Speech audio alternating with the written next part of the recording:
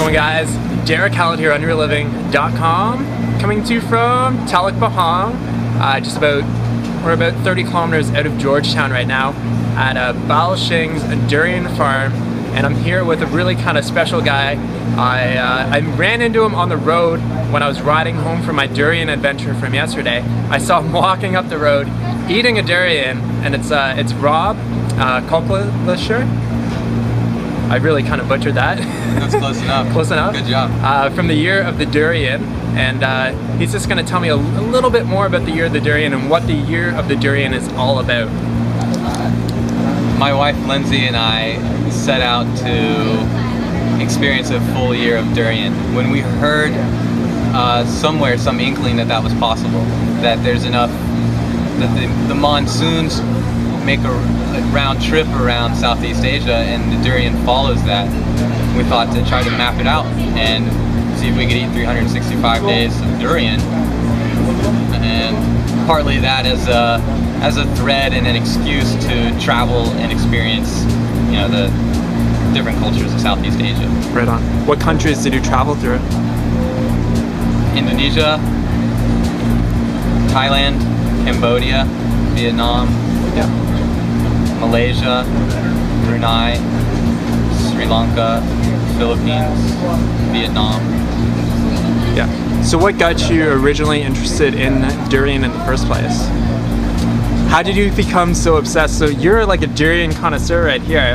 You have some pretty special durian right here. So right. How did you originally get into eating so much durian? With nothing so fine as this. Yeah. I think the first whiff I caught of durian was actually freeze-dried durian, yeah, at a raw food wedding in Oregon, and I wasn't sure how much I liked that. Yeah. And then Lindsay brought home the frozen Thai durian that's available in the States, and she liked it immediately, but I don't think I was sold. This is intriguing, but for the price, you know, I think I'll eat some papaya. But some friends of ours had made it through the Philippines during Derek and Robert Lockhart, and so one time we were lucky enough to be in the region. Anyway, so we went through the Philippines during the durian season and had our first taste of fresh. Fell in love, but it didn't seem like, I mean, it's exotic. Like, who can spend all a year or any amount of time in Southeast Asia eating durian? So we moved on with our lives, and I found ourselves in the tropics in Costa Rica. Yeah. And I was enjoying that and studying tropical fruit agriculture, but it just kept tickling my brain. I was like, boy, the fruit here is good, the scene is great, but I should be somewhere where I could be eating, it could just be that much better if I could be eating durian. Yeah. And I don't know how we hatched the crazy idea, but we did. Somewhere in there we gave birth to a full year of it. Wow, it's pretty impressive. Yeah, it shocks me still. Yeah. So what kind of durian do you have right here? Because you have a pretty special, very special type of durian right here. Yeah, this is my favorite commercially available, commercially cultivated durian. It's the red prawn, or long hair. And we're in Penang, as you said, and this is where you're going to find the best red prawn in the world. So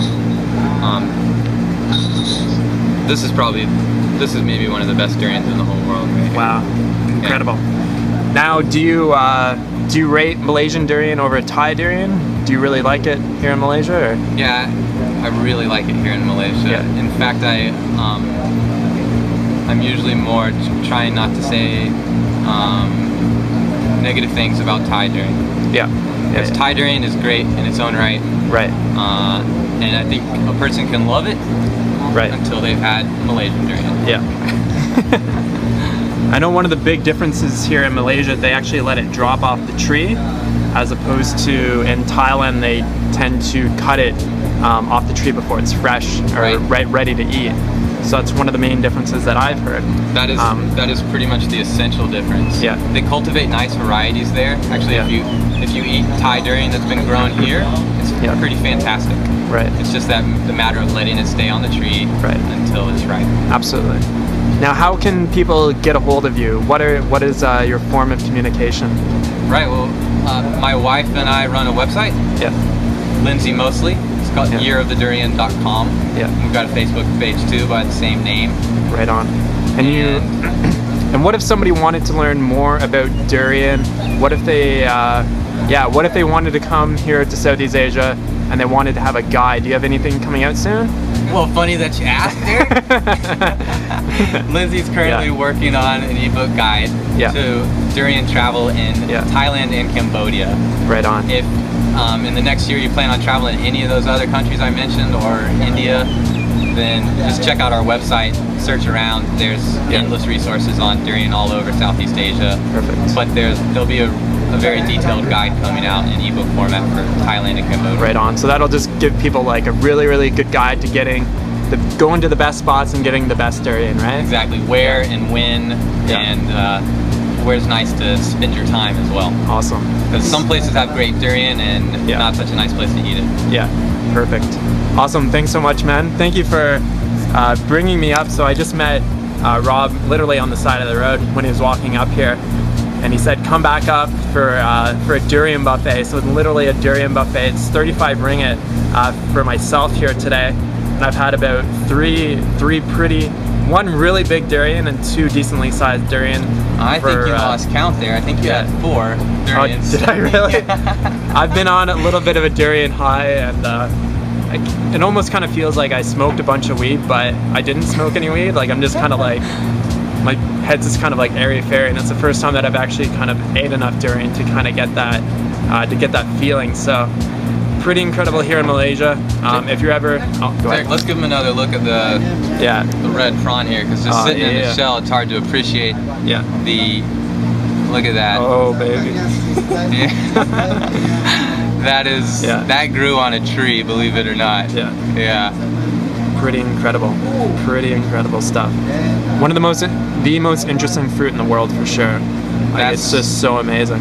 What Derek is high on. Yeah, durian. Have a bite of that. Oh baby. And this is like your 4th red prawn today? That's right. Yeah. I'm very fortunate. Very fortunate right now. Yeah. Wow. Absolutely awesome. Thanks so much, Rob. And thanks so much for watching, guys. Have a great day. We'll talk to you soon. Peace out.